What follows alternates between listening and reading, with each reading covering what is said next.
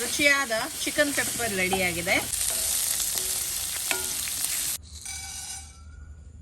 Hi ಎಲ್ಲರಿಗೂ, ಕೈಯಲ್ಲಿ chicken ಉಂಟು. ಸೂಪರ್ ಆಗಿರುವಂತ ಚಿಕನ್ ಪೆಪ್ಪರ್ ಮಾಡುವ ಬನ್ನಿ.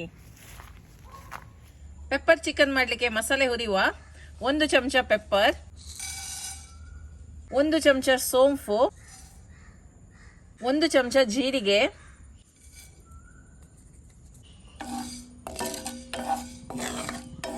ಒಳ್ಳೆ ಘಮ ಬರುವವರೆಗೆ ರೋಸ್ಟ್ ಮಾಡುವ.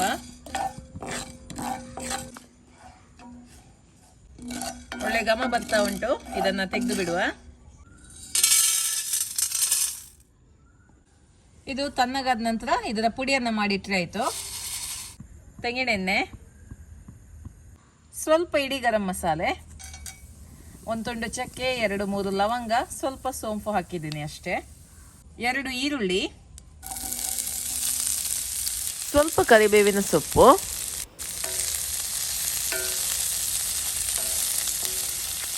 ಈರುಳ್ಳಿ ಕೆಂಪಾಗ್ತಾ ಬಂತು. ಈಗ ಇದಕ್ಕೆ 2 ಚಮಚದಷ್ಟು ಶುಂಠಿ ಬೆಳ್ಳುಳ್ಳಿ ಪೇಸ್ಟ್ ಹಾಕ್ತಾ ಇದ್ದೀನಿ.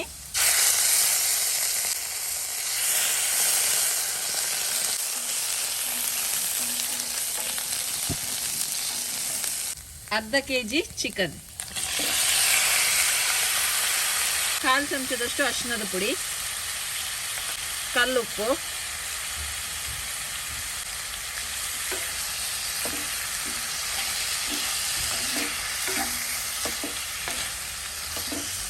ಕಲರ್ ಚೇಂಜ್ ಆಗುವವರೆಗೆ ಇದನ್ನ ಫ್ರೈ ಮಾಡುವ.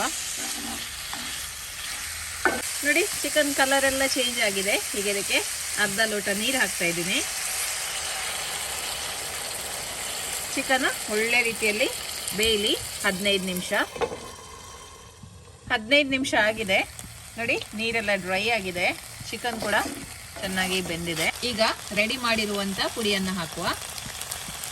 ನೋಡ್ಕೊಂಡು ಹಾಕಿದ್ರೆ ಆಯ್ತು. 1 ಚಮಚದಷ್ಟು ಗರಂ ಮಸಾಲ ಪುಡಿ, 1 ಚಮಚ ಕೊತ್ತಂಬರಿ ಪುಡಿ. ಸೂಪರ್ ಆಗಿ ಮಿಕ್ಸ್ ಮಾಡುವ. ವಾವ್, ಕಲರ್ ನೋಡಿ.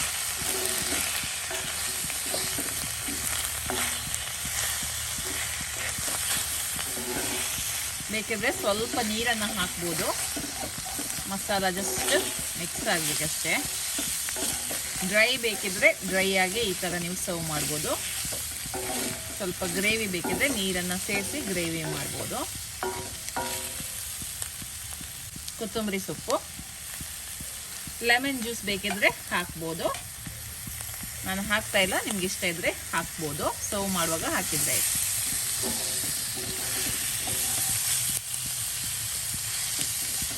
ರುಚಿಯಾದ ಚಿಕನ್ ಪೆಪ್ಪರ್ ರೆಡಿಯಾಗಿದೆ. ಸರ್ವ್ ಮಾಡುವ. ಚಿಕನ್ ಪೆಪ್ಪರ್ ಸೂಪರ್ ಆಗಿ ಬಂದಿದೆ. ಸೂಪರ್ ಆಗಿರುವಂತ ಚಿಕನ್ ಪೆಪ್ಪರ್ ರೆಡಿ ಆಗಿದೆ. ಟೇಸ್ಟ್ ಮಾಡಿ ನೋಡುವ. ಆಹಾ,